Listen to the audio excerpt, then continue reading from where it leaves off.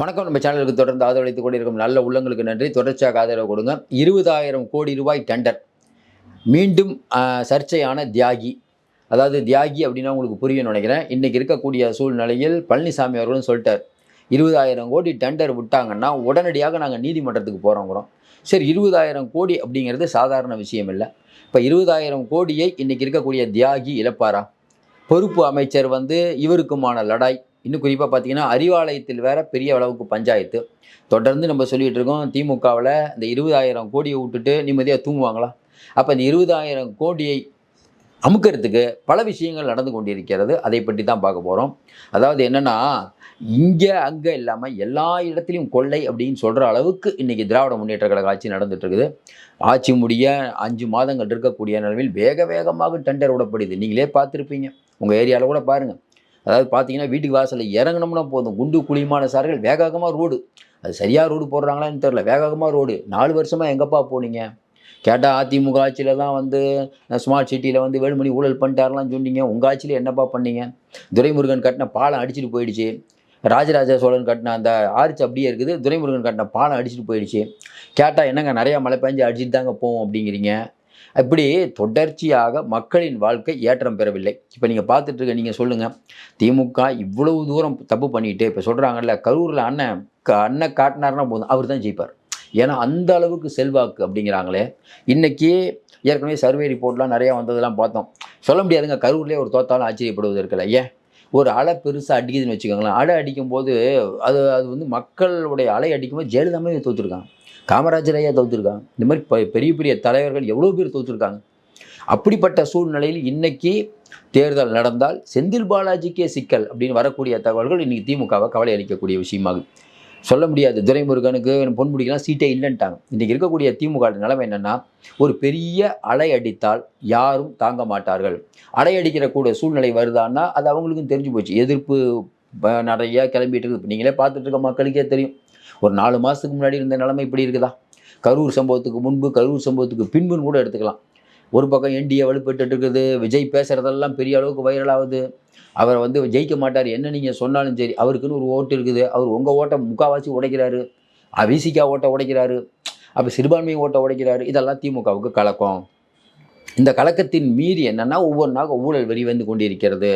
நம்ம ஏற்கனவே சொன்ன மாரி எழுதி வைத்துக் கொள்ளுங்கள். நம்மளுடைய கணக்கு சரியா இருந்தா இந்த வாரம் ஞாயிற்றுக்கிழமைக்குள்ள இடி வருதுங்க. ஞாயிற்றுக்கிழமை லீவு. சனிக்கிழமைக்குள்ள கண்டிப்பா இடி வரும். ஏதாவது ஒரு இடத்துல போய் ரெய்டு பண்ண போறாங்க அப்படிங்கிற மாரி தான் தகவல் வருது. அதுக்கு அடுத்த வாரம் இது விடாது. இந்த வாரம் இருக்கு. அடுத்த வாரம் இனிமே வாரம் ஆரவாரம் தான். அந்த வகையில் இவரையும் ரவுண்ட் பண்ணியிருக்காங்க அப்படிங்கிறது வரக்கூடிய தகவல்கள். இன்னைக்கு அந்த தியாகியுடைய அந்த அதாவது தியாகியுடைய சொந்தங்கள்னா யாருன்னா உங்களுக்கு தெரியும். அது ஒரு கேங் இருக்காங்க. அப்போ முதல்லலாம் சொல்லுவாங்கல்ல, டாஸ்மார்க்ல போனீங்கன்னா அந்த கேங் தாங்க வசூல் பண்ற கேங். இன்னைக்கு அவங்க தான் வசூல் பண்ணிட்டு இருக்காங்க. ரூ. 10 பாட்டிலுக்கு ரூ. 10 அப்படின்னா தமிழ்நாடு மக்களுக்கு தெரியும். இப்படிப்பட்ட சூழ்நிலையில் இந்த டெண்டர் முறைகேடு வந்திருக்குது. இதை பார்த்துட்டு இருக்க மக்கள் நீங்க சொல்லுங்க.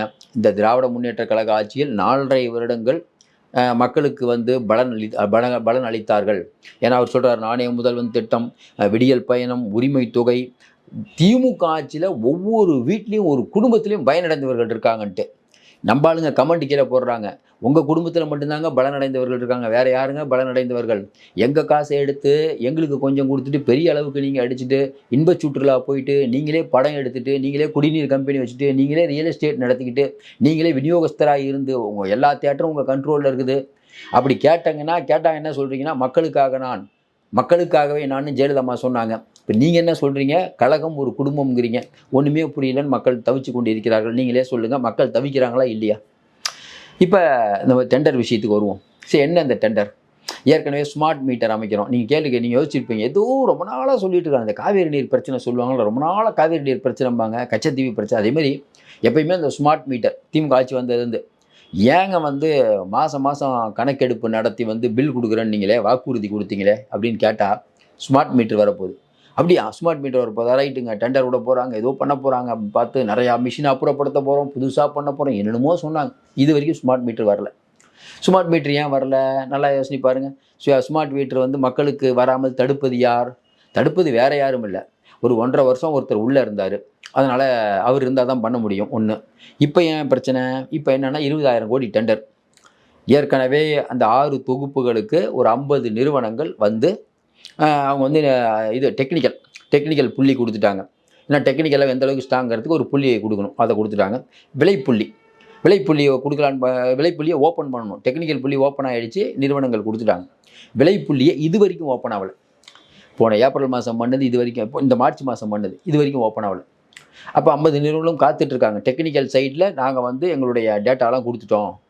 இப்ப நீங்க புள்ளி விவரம் சொல்லுவாங்கல்ல. புள்ளி விவரம்னா உங்களுக்கு வந்து விலைய வந்து நீங்க வந்து ஒரு ரேட் சொன்னாங்கன்னா, இவங்க 20,000 கோடியிலேருந்து 19,000 கோடி சில பேர் கேட்பாங்க. அப்படி ஒரு டெண்டர் யார் கம்மியா குடுக்குறாங்களோ அவங்களுக்கு குடுப்பாங்க. Smart meter tender.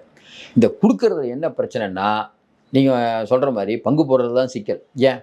ஆட்சி முடிய போது, இந்த நேரத்தில பார்த்து நம்ம பாட்டுக்கு கையெழுத்து போட்டோம்னா, கையெழுத்து போட்டா என்னங்க? இவருல மாட்டுவாரு. இப்ப இருக்கக்கூடிய அமைச்சர் கையெழுத்து போட்டாருன்னா, ஏற்கனவே இருந்தவர் சொன்னாருன்னு இவர் கையெழுத்து போட்டாருன்னா, அவர் பணத்த எடுத்துட்டு போயிருவாரு. இவர் மாட்டிக்குவார்ல. அப்ப பிரச்சனையாவுது ஒண்ணு. இன்னொன்னு, அதிமுக ரொம்ப தெளிவா சொல்லிடுச்சு, இந்த விஷயத்த நீங்க வந்து டெண்டர் விட்டீங்கன்னா, நாங்க உடனே வந்து நீதிமன்றத்துக்கு போவோம். எப்படி இந்த ராம்சார்ல வந்து பில்டிங் கட்டுறதுக்கு வந்து போய் நீங்க நிறுத்தி விட்டாங்க. அதிமுக தான் பண்ணுச்சு. அந்த மாரி நாங்க போயிருவோன்ட்டோனே யோசிச்சுட்டு இருக்காங்க. இத எப்படி அணுகுறது? சட்ட நிபுணர்களை எல்லாம் கலந்தாலோசி வித்துட்டு தியாகி ஒரு முடிவெடுப்பார். இப்ப என்ன சிக்கல் அப்படின்னா, தேர்தல்ல இன்னைக்கு இருக்கக்கூடிய நிலைமையில பல ஏரியாக்கள்ல திமுக வந்து படு பாதாளத்துக்கு போகும்னு ரிப்போர்ட். இவங்களும் போன 4 மாசமா பல சர்வேக்கள் எடுத்திருக்காங்க. அந்த சர்வேக்கள்ல இவங்க இவங்க எடுத்த நிறுவனம், அதாவது திமுக, அதிமுக எல்லாம் எடுத்திருக்காங்க. திமுக எடுத்ததிலேயே பல அமைச்சர்கள் வந்து நிலைமை கஷ்டம். ஏன்னா, இவங்க எடுத்த ஒரு 10 ரிப்போர்ட்ல பார்த்தீங்கன்னா, ஒரு 3 ரிப்போர்ட்டுமே நமக்கு கிடைச்ச தகவல் ஒரு 3 ரிப்போர்ட்டு ரொம்ப பாதகமா இருக்கு. இல்லைங்க நீங்க ஜெயிக்கிறதுக்கான வாய்ப்பே இல்ல. மத்த 7 ரிப்போர்ட்டும் பரவாயில்லையாம். சில விஷயம் சொல்றாங்க, செந்தில் பாலாஜியே கஷ்டம் அப்படிங்கும்போது திமுகவுக்கு ஒண்ணும் அச்சம். செந்தில் பாலாஜியே கஷ்டமா? என்னங்க சொல்றீங்க? செந்தில் பாலாஜி வந்து வாஷிங் மிஷின் ஏகப்பட்டது குடுத்தெல்லாம் பண்ணிருவாருன்னு. இல்லைங்க அவரே கஷ்டம்.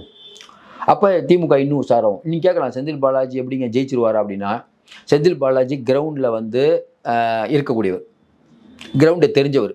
எப்படியாவது மத்தவரையே ஜெயிக்க வைக்கிறவரு, அவரு ஜெயிக்க மாட்டாரான்னு நெனைக்கலாம். ஆனா என்னன்னா, ஒரு பெரிய அலை அடிக்கும்போது செந்தில் பாலாஜியே காணாம போயிருவார். அதான் இன்னைக்கு இருக்கக்கூடிய நிலவரம். அலை அடிக்குமான்னு தெரியல. அலை அடிக்கிறதுக்கான வேலையில பல பேர் ஈடுபட்டு கொண்டு இருக்காங்க. பிஜேபியும் பார்த்துட்டு இருக்குது. விஜயும் பார்த்துட்டு இருக்காரு. விஜய் யோசிப்பார்ல, கரூர்ல வந்து இவ்வளவு சம்பவம் ஏற்படுத்தினீங்க. உங்கள தோக்கடிக்காம விட மாட்டான். யோசிப்பாரா? யோசிக்க மாட்டார். சொல்லிட்டார்ல ஏற்கனவே. என்ன ஏன் தொட்டீங்கன்னு நீங்க ரொம்ப கஷ்டப்படுவீங்கங்கிற ரேஞ்சுக்கு பேசிட்டாரு. பழனிசாமி காத்துட்டு இருக்காரு. உங்கள ஒரு வழி பண்றேன் அப்படின்ட்டு. அப்ப இந்த டெண்டர் முறைகேடு அப்படிங்கிறது வெளியில வந்தால், வரக்கூடிய தேர்தலில் திமுகவுக்கு சிக்கலாகுமா அப்படின்னு பார்க்கும்போது, இந்த ஒரு பிரச்சனையா சார்? ஏகப்பட்ட பிரச்சனை தான் முறைகேடாச்சே. இந்த ஒரு பிரச்சனை ஏற்கனவே கிட்னி திருட்டுலேருந்து ஆரம்பிச்சு பல விஷயம் நடக்குதே அப்படின்னா, இதுல என்ன சிக்கல்னா, அவர் வந்து அமைச்சரா இருக்க வரைக்கும் பிரச்சனை இல்ல. அவரே கையெழுத்து போட்டு பண்ணிருவார். அதாவது எப்பயுமே ஒரு ரிஸ்க் எடுக்கணும்ல. ரிஸ்க் எடுக்கிறதுக்கு ஒரு தைரியம் வேணும். இப்ப வந்து நம்ம மத்த அமைச்சர்லாம் பார்த்தீங்கன்னா, இதுல போட்டா பிரச்சனை வரும்னு கொஞ்சம் ஒதுங்குவாங்க. ஆனா அண்ணாலாம் அப்படி இல்ல. பார்த்துக்கலாம். எதையும் சந்திக்க தயார். எல்லாம் உள்ள இருந்தாச்சு. எனக்கு பழகிடுச்சு பார்த்துக்கலாம். அப்படிங்கிற துணிச்சல் தான். அப்ப இந்த டெண்டர் விவகாரம் இன்னைக்கு பெரிய அளவுக்கு பேசப்பட்டு கொண்டு வருகிறது. எப்படியும் வந்து இப்ப என்னன்னா இழுத்துட்டு இருக்குது. இந்த டெண்டர வந்து அறிவிக்கணும். என்ன அறிவிக்கிறதுல பிரச்சனைன்னா, நான் வந்து கையெழுத்து போடுற மிஷினான்னு இன்னைக்கு இருக்கக்கூடிய அமைச்சர் கேட்கிறாரு. அவர் பாட்டுக்கு கையெழுத்து போட்டு போயிருவாருங்க. நான் மாட்டிக்குவேங்க. ஆட்சி போடுற நேரத்துல என்ன பேசுறது? ஏன்? கண்ட்ரோல் இல்ல கட்சியில. யாருடைய கண்ட்ரோல் இல்ல. ஏன்னா போக்குவரத்துக்கும், இங்க இருக்கக்கூடிய ஆன்மீகத்துக்கும் சண்டை. ஆன்மீகத்துக்கும், மருத்துவத்துக்கும் சண்டை. அந்த பக்கம் பார்த்தீங்கன்னா, ஐபிக்கும், சக்கரபாணிக்கும் சண்டை. வேலுக்கும், ஐயவா வேலு அவர்களுக்கும், செந்தில் பாலாஜிக்கும் அது பெரிய சண்டை. இப்படி அதாவது என்ன ஒண்ணுக்கு ஒண்ணு இவங்க 10 பேர கூப்பிட்டு வச்சு, ஒரு மீட்டிங் போறதா இருந்தா, அன்பில் மகேஷ் இப்படி உட்கார்ந்திருப்பாரு. நம்ம அண்ணன் நேரு அவர்கள் இப்படி உட்கார்ந்திருப்பாங்க. இதான் இன்னைக்கு இருக்கக்கூடிய திமுகவுடைய நிலவரம். உட்கட்சியில அவ்வளோ பிரச்சனை. சரி குடும்பத்திலேயாவது பார்த்தோன்னா, வாரிசுக்கும் இவருக்கும் அது ஒரு பிரச்சனை. அப்ப இந்த டெண்டர் முறைகேடு அப்படிங்கிறது இன்னைக்கு ஒரு பெரிய பிரச்சனையாக பேசப்பட்டு கொண்டு வருகிறது.